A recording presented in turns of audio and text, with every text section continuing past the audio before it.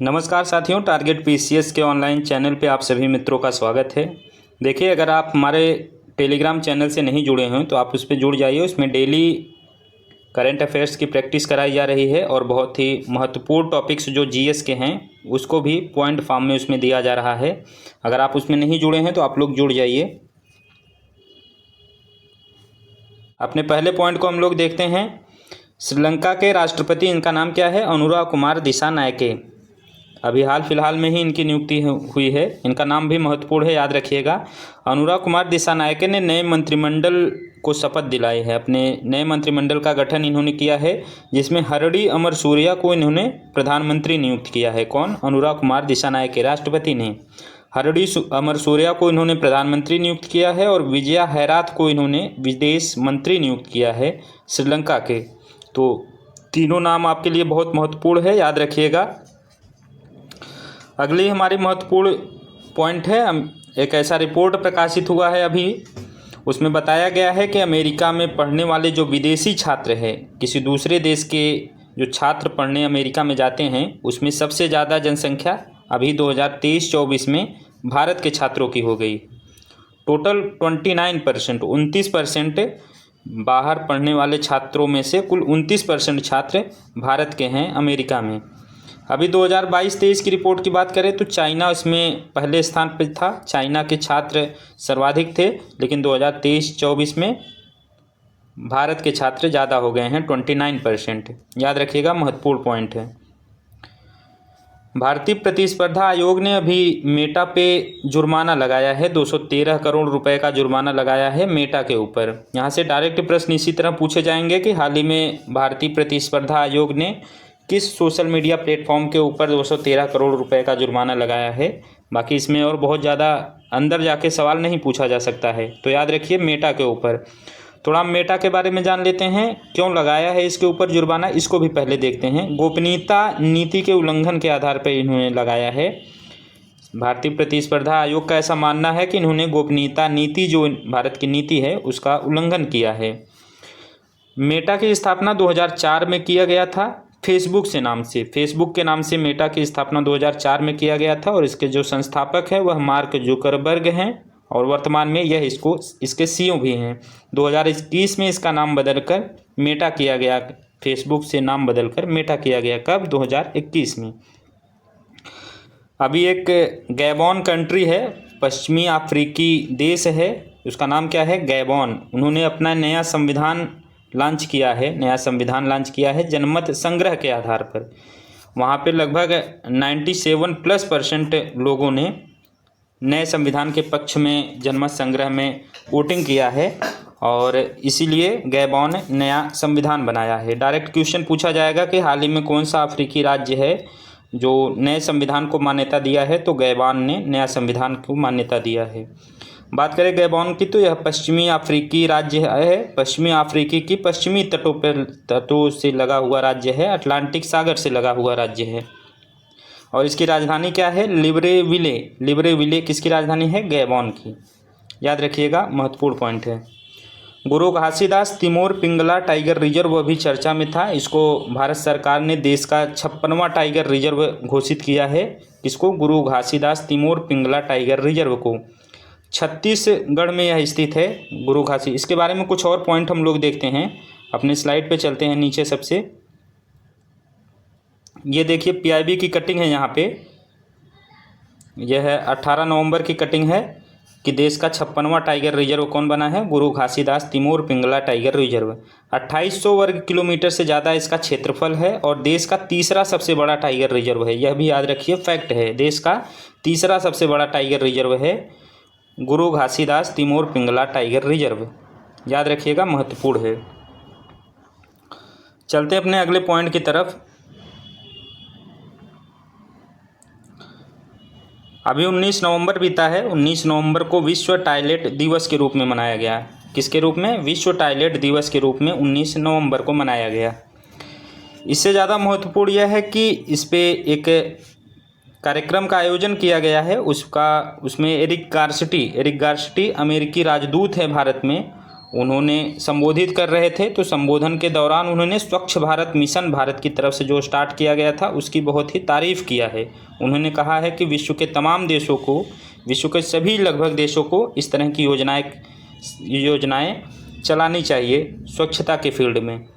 स्वच्छ भारत मिशन कब स्टार्ट किया गया था इसको भी देखते हैं। भारत सरकार की तरफ से 2 अक्टूबर 2014 को प्रधानमंत्री मोदी के पहले कार्यकाल में उन्होंने शुरू किया था स्वच्छ भारत मिशन के। अगली हमारी महत्वपूर्ण खबर है, प्रसार भारती ने अभी अपना OTT प्लेटफॉर्म लॉन्च किया है। उसका नाम क्या है? वेब्स। वेब्स को लॉन्च किया है किसने? प्रसार भारती ने। यहाँ से डायरेक्ट प्रश्न यही पूछे जाएंगे कि हाल ही में प्रसार भारती द्वारा किस नाम से अपना OTT प्लेटफॉर्म लॉन्च किया गया था? तो उसका नाम क्या है? वेब्स। वेब्स नाम से लॉन्च किया गया है प्रसार भारती द्वारा। अगली हमारी महत्वपूर्ण खबर है, स्पेस एक्स द्वारा अभी भारतीय उपग्रह का प्रक्षेपण किया गया है। उस उपग्रह का नाम क्या है? GSAT-20। GSAT-N2 भी इसका नाम है और GSAT-20 दोनों इसी का नाम है। भारतीय उपग्रह है, किसके द्वारा प्रक्षेपण किया गया? एलन मस्क की कंपनी है स्पेस एक्स, इसी के द्वारा प्रक्षेपित किया गया है। यह एक संचार उपग्रह है और फ्लोरिडा स्थित फाल्कन 9 रॉकेट के द्वारा इसका प्रक्षेपण किया गया है। एक चीज़ आप यह भी देखिए कि स्पेस एक्स के साथ भारत का यह पहला सहयोग है। इससे पहले भारत ने स्पेस एक्स की मदद नहीं ली थी अपने किसी भी उपग्रह के प्रक्षेपण में। पहली बार स्पेस एक्स की मदद ली जा रही है, इसलिए यह महत्वपूर्ण है।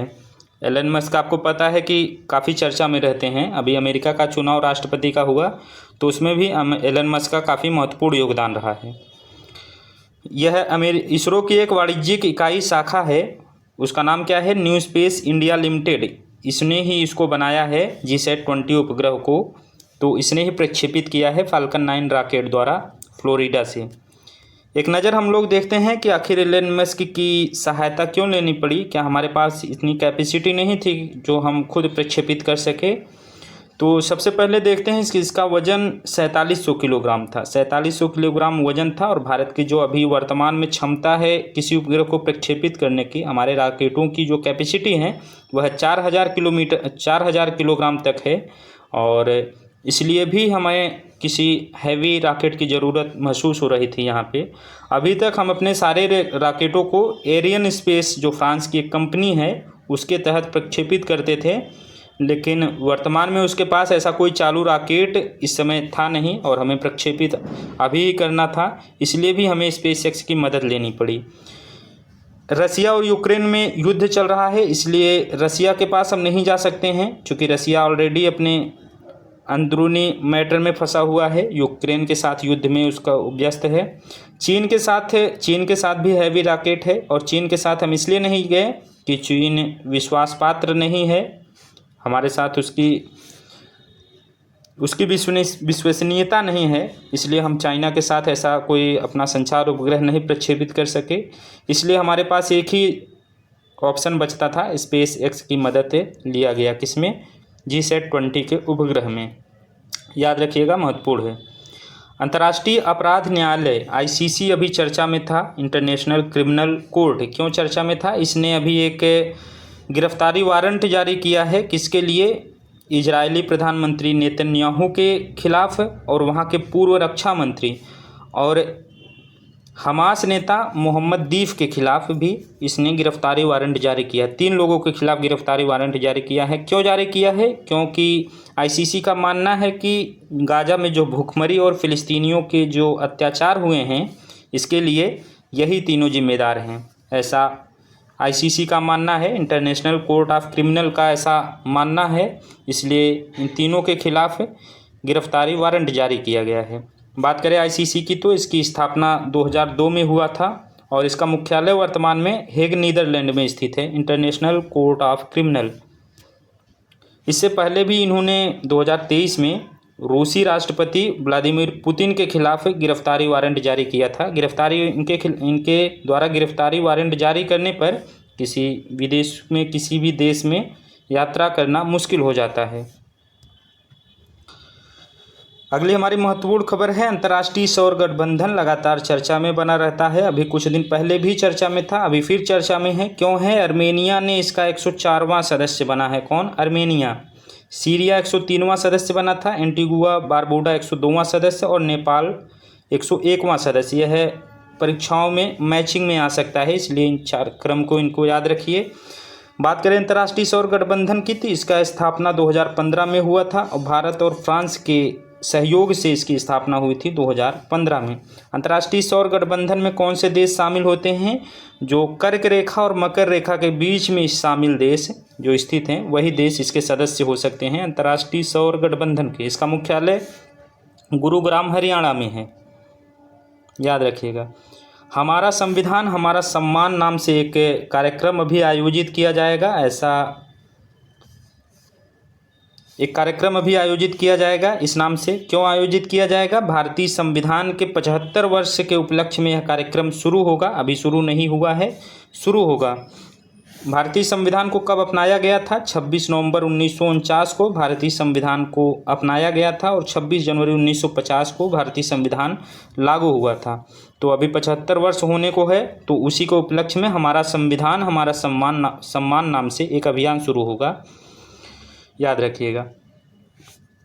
सोनी इंडिया, जो सोनी टीवी है, सोनी इंडिया ने हासिल किया एसीसी मतलब एशियाई क्रिकेट परिषद का मीडिया अधिकार। इससे क्या होगा? इससे ये होगा कि 2024 से 2031 तक इन्होंने अधिकार प्राप्त किया है। इसके एसीसी जो एशियाई क्रिकेट परिषद के आने वाले सभी क्रिकेट टूर्नामेंटों का प्रसारण किसके द्वारा किया जाएगा? सोनी इंडिया द्वारा किया जाएगा, याद रखिएगा, महत्वपूर्ण है। ऑप्शन में आएगा, अगर सवाल पूछेगा तो यहाँ पे सोनी दे देगा, टाटा दे देगा और बहुत सारे चैनलों का नाम दे देगा, तो आप कंफ्यूज हो जाएंगे। इसलिए नाम याद रखिए, सोनी इंडिया ने ऐसा समझौता किया है। Jobs at your door step, इसका हिंदी नाम है नौकरियां आपके द्वार। यह किसकी योजना है? विश्व बैंक की यह योजना है। अभी नई दिल्ली में धर्मेंद्र प्रधान जो शिक्षा मंत्री हैं और श्रम मंत्री मनसुख मांडविया ने इसको जारी किया है, इस रिपोर्ट को जारी किया है। इसका नाम क्या है? Jobs at your door step मतलब नौकरियां आपके द्वार, याद रखिएगा। विश्व बैंक की यह रिपोर्ट है। अगली हमारी महत्वपूर्ण खबर है खेलो इंडिया यूथ गेम्स और पैरा गेम्स का आयोजन 2025 में, अप्रैल 2025 में इसका आयोजन बिहार में होगा। ऐसा निर्णय लिया गया है खेल मंत्रालय की तरफ से। इसका आयोजन कब होगा? 2025 में बिहार में होगा। अभी जनवरी 2024 में इसका आयोजन हुआ था, कहाँ पे? तमिलनाडु में हुआ था। 2024 अगर परीक्षाओं में पूछेगा तो यहीं से सवाल पूछेगा और आगामी 2025 में बिहार में होगा। जो पदक तालिका एक बार देखते हैं, जो तमिलनाडु में इसका आयोजन हुआ था उसमें महाराष्ट्र पहले स्थान पे था, तमिलनाडु दूसरे स्थान पे था और हरियाणा तीसरे स्थान पे था। इसमें खेलो इंडिया यूथ गेम्स और पैरा गेम्स में। सतत व्यापार सूचकांक अभी जारी किया गया है। सतत विकास सूचकांक 2024 से हिनरिच फाउंडेशन और IMD द्वारा जारी किया जाता है। यह सतत व्यापार सूचकांक सस्टेनेबल ट्रेड इंडेक्स 2024 3 स्तंभों का यह मूल्यांकन करता है। आर्थिक विकास, सामाजिक उन्नति और पर्यावरणीय लचीलापन, 3 स्तंभों का मूल्यांकन किया जाता है सतत व्यापार सूचकांक को जारी करने में। टॉप 3 कंट्री की बात करें तो न्यूजीलैंड इसमें पहले स्थान पे है, यूनाइटेड किंगडम दूसरे स्थान पर है, वहीं ऑस्ट्रेलिया इसमें तीसरे स्थान पे। टॉप 3 कंट्री का नाम आप लोग याद रखिए, न्यूजीलैंड, यूनाइटेड किंगडम और ऑस्ट्रेलिया टॉप 3 कंट्री है। भारत का रैंक इसमें 23 है। भारत का रैंक 23 है, किसमें? सस्टेनेबल ट्रेड इंडेक्स में 23 रैंक भारत का है, याद रखिए। अभी एक देश है इक्वाडोर, दक्षिण अमेरिकी देश है, दक्षिण अमेरिका का एक देश है, इक्वाडोर है। यह चर्चा में था, यह जल आपातकाल की घोषणा किया है। कौन सा देश है? इक्वाडोर। भीषण सूखे के कारण और जंगलों में लगी आग के कारण इसने आपातकाल लगाया है। 60 दिन का आपातकाल की अवधि इन्होंने रखा है और उसको आगे बढ़ाया भी जा सकता है। दक्षिण अमेरिकी राज्य है। इसकी राजधानी की बात किया जाए तो क्विटो, इक्वाडोर की राजधानी क्या है? क्विटो, याद रखिएगा। अगली हमारी महत्वपूर्ण खबर है 21 नवंबर को विश्व मत्स्यिकी दिवस मनाया जाता है। कब मनाया जाता है? 21 नवंबर को। अभी हाल ही में इसको मनाया गया है। इसकी शुरुआत कब से हुई थी? 1997 से मनाने की शुरुआत हुई किसकी? विश्व मत्स्यिकी दिवस की। भारत ने इस अवसर पर 5वीं समुद्री मत्स्य जनगणना शुरू की है। 5वीं समुद्री मत्स्य जनगणना शुरू किया है। किसके अवसर पे? विश्व मात्स्यिकी दिवस के अवसर पर। कुछ और हम इम्पोर्टेंट पॉइंट को देखते हैं। भारत मछली की बात करें तो मछली उत्पादक में भारत तीसरा स्थान है, पूरे विश्व में तीसरा स्थान है भारत मछली उत्पादन में। चीन के बाद जलीय कृषि में दूसरा सबसे बड़ा राष्ट्र है कौन सा? भारत। पहले स्थान पे चाइना है और दूसरे स्थान पे भारत है, किसमें? जलीय कृषि के मामले में। झींगा मछली की बात करें तो झींगा मछली के उत्पादन में सबसे बड़ा राष्ट्र कौन सा है? वह है भारत। भारत में झींगा मछली के उत्पादन में शीर्ष स्थान पर है। 2020 में इसी को ध्यान में रखते हुए प्रधानमंत्री मत्स्य संपदा योजना शुरू किया गया था। कब? 2020 में प्रधानमंत्री मत्स्य संपदा योजना। अभी एक पंजाबी रैपर हैं, उनका नाम है शुभ। इनको ग्लोबल ब्रांड एम्बेसडर बनाया गया किसने? UNFCCC, United nation convention on framework of climate change. United nation framework of convention and climate change, इसने अपना ग्लोबल एम्बेसडर नियुक्त किया है। किसे? शुभ को।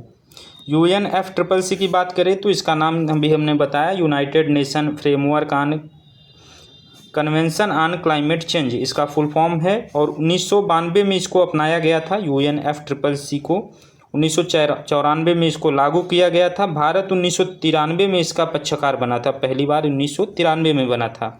और इसके तहत जो कॉप का आयोजन किया जाता है, पहली बार कॉप का आयोजन कब किया गया था? 1995 में बर्लिन में इस कॉप का आयोजन किया गया था, जर्मनी के बर्लिन में पहली बार।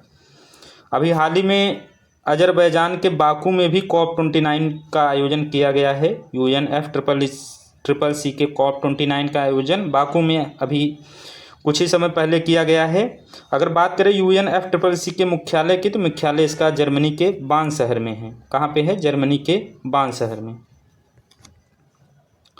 तो ठीक है दोस्तों, यह हमारा करंट अफेयर्स की श्रृंखला कंप्लीट होती है।